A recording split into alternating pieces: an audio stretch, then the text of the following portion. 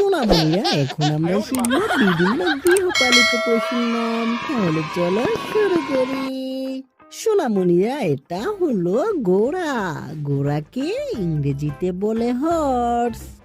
ঘোড়া খুব দ্রুত দৌড়াতে পারে। বাচ্চারা ঘোড়াকে খুব পছন্দ করে খেলাধুলায়।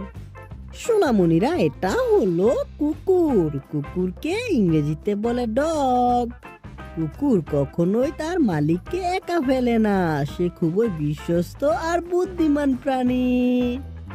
সোনামণিরা, এটা হলো বিড়াল। বিড়ালকে ইংরেজিতে বলে ক্যাট। বিড়াল আদর পেতে খুব ভালোবাসে। নরম পায়ে হেঁটে চুপচাপ ঘুরে বেড়ায়। সোনামণিরা, এটা হলো গরু। গরুকে ইংরেজিতে বলে কাউ। গরু আমাদের দুধ দেয়, যা খুব পুষ্টিকর। সে খুব শান্ত স্বভাবের প্রাণী। সোনামণিরা, এটা হলো ছাগল। ছাগলকে ইংরেজিতে বলে গোট।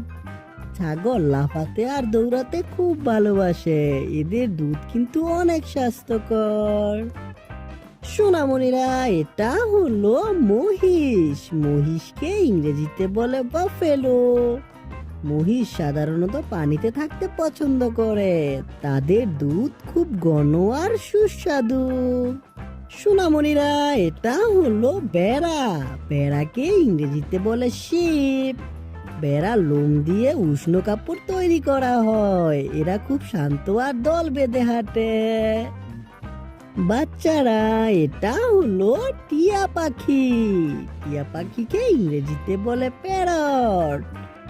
টিয়া পাখি মানুষের কথা নকল করতে পারে। রঙিন পাখা দেখে বাচ্চারা খুব খুশি হয়।